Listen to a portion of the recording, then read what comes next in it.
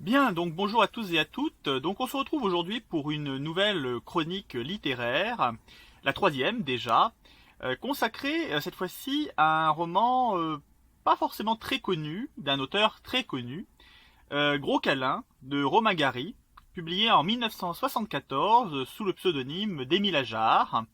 C'est d'ailleurs le premier roman que Romain Gary va publier sous ce pseudonyme, qui, nous l'oublions pas, lui a permis, cas unique dans la littérature française, de remporter à deux reprises le prix Goncourt, sous son vrai nom, bien sûr, de Romain Gary, et donc sous son pseudonyme d'Émile Ajar.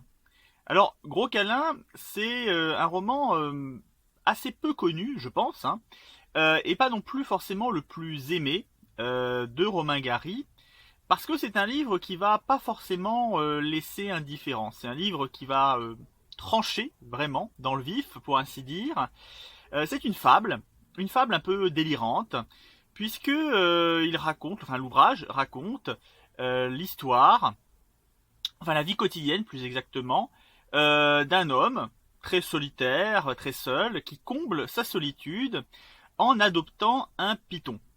Python qui est donc un python qui est Gros câlin, le fameux Gros câlin du titre.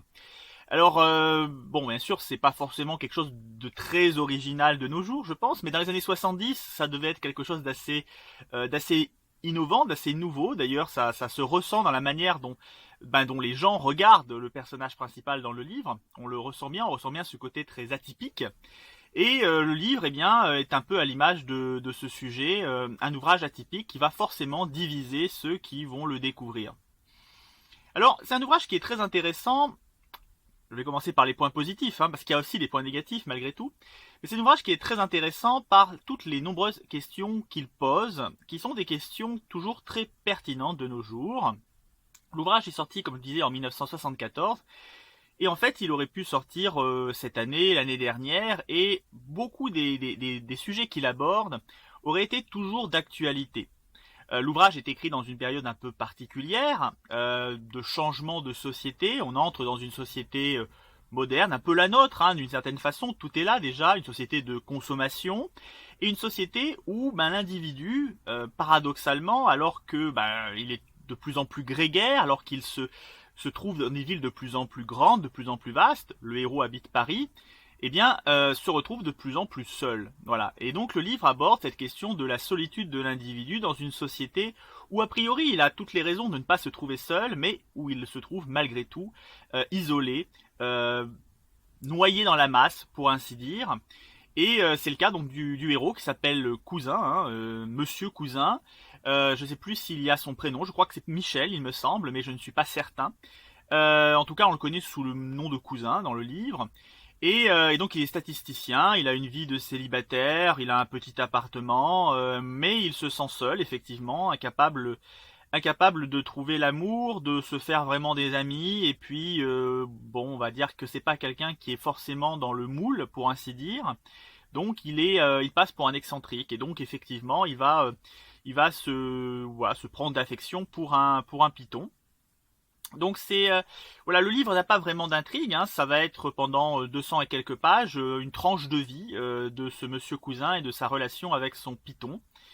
C'est un livre donc qui interroge beaucoup de sujets contemporains, bien sûr, la solitude de l'individu, mais pour aller même un petit peu plus loin, je dirais que l'ouvrage pose aussi la question du métaverse déjà à l'époque, puisque le héros passe une grande partie de son temps en fait à rêver, à imaginer des choses, à se mettre dans un monde parallèle entre guillemets, à inventer des histoires, à prêter aux autres des intentions imaginaires.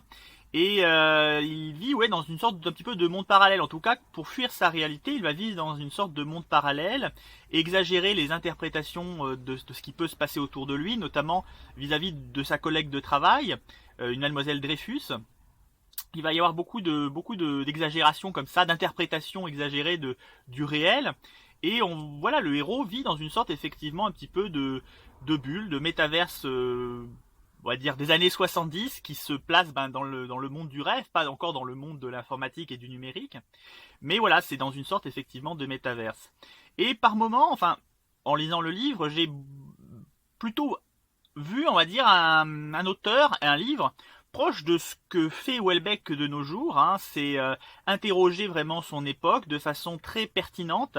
Alors pour moi, clairement, Romain Gary le fait beaucoup mieux, parce qu'évidemment, il y a une plume derrière qui est là, il y a aussi clairement, je pense, un regard plus aiguisé, beaucoup moins de placement produit. Donc l'approche, je dirais, de Romain Gary est quand même nettement plus appréciable que celle de Houellebecq, mais néanmoins, il y a, je trouve, des intentions très similaires, hein, capter l'air du temps. Et vraiment, Romain Gary le fait très bien, pose beaucoup de, voilà, aborde beaucoup de sujets pertinents et le fait avec une certaine intelligence, hein. C'est un livre qui mêle assez habilement, je trouve, l'humour et la noirceur. L'ouvrage est parfois perçu comme une comédie. Pour moi, ce n'est pas une comédie. C'est vrai, le début du livre est très léger, très comique, très drôle même. Là, notamment l'échange entre le héros et le prêtre est vraiment très amusant. On passe un bon moment. Il y a aussi la relation du héros avec sa collègue de travail, donc Mademoiselle Dreyfus, qui est une Guyanaise, et à qui effectivement le héros prête des intentions un peu bizarres parfois. Et il y a on va dire, une grande partie du livre dans leur relation, un côté un peu Gaston Lagaffe. C'est assez amusant.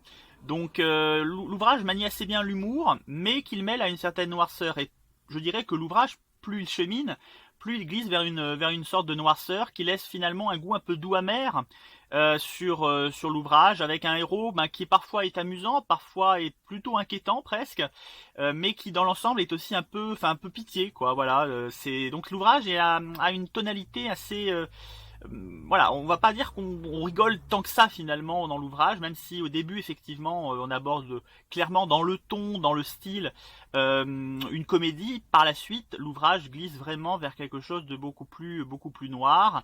On pourrait aller vers une sorte de comédie dramatique, mais je dirais que la fin est assez quand même dramatique. En tout cas, il y a deux fins, hein. Il y a une fin qui a été choisie par l'éditeur, qui ne voulait pas publier l'ouvrage avec la fin que Romain Gary avait décidé de mettre.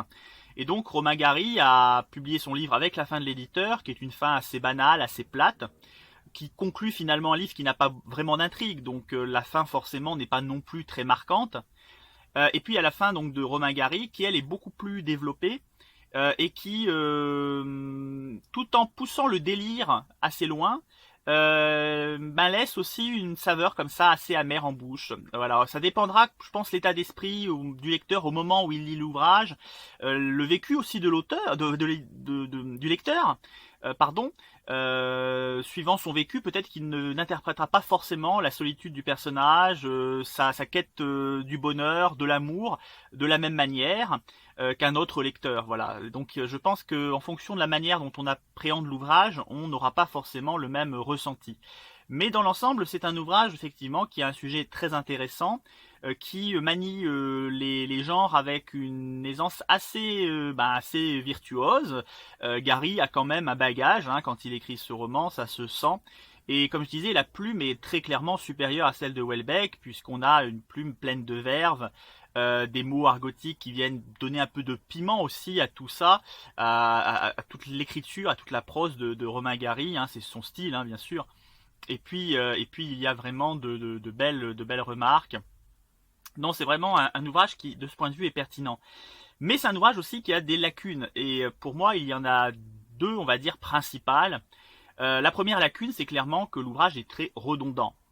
À mon avis, le souci qui a dû se poser à Romain Gary, c'est qu'il devait sans doute vouloir faire un ouvrage avec un format un peu bâtard entre guillemets, quelque chose un peu proche de la novella, qui est un format plutôt anglo-saxon et pas du tout français, surtout dans les années 70. Et je pense que son éditeur a dû lui dire en quelque sorte de tirer un peu à la ligne pour pouvoir effectivement atteindre le format un format de roman, on va dire. Et clairement, l'ouvrage est redondant et il y a des longueurs. Il y a des phrases, alors, il y a des phrases qui reviennent régulièrement, des morceaux de paragraphes comme ça qui reviennent parfois régulièrement, notamment avec Pierre Brossolette et Jean Moulin.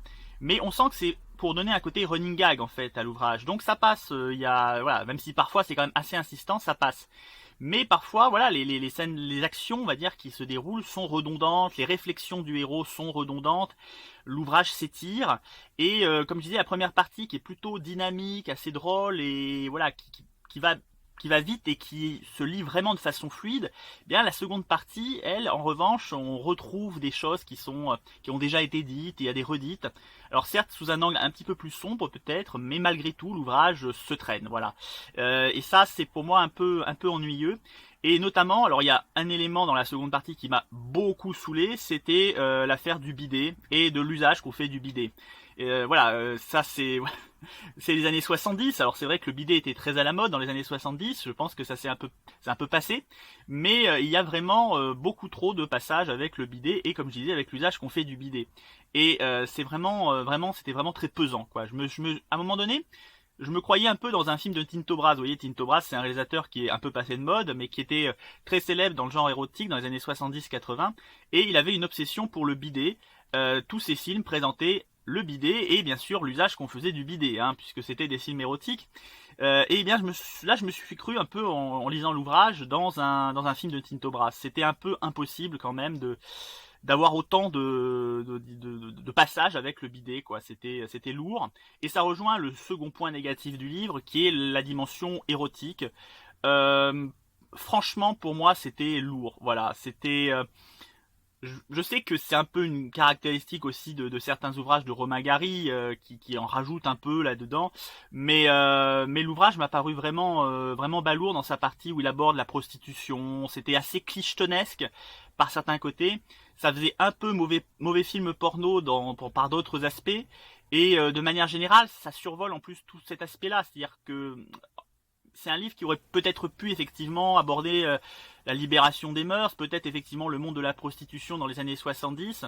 Il le fait un petit peu, mais ça reste très minimaliste, donc finalement il n'y a pas beaucoup d'apport par rapport à ça. Et non, j'ai pas été très convaincu par ce passage. Enfin, ça arrive dans la seconde partie du livre principalement. J'ai pas été très convaincu.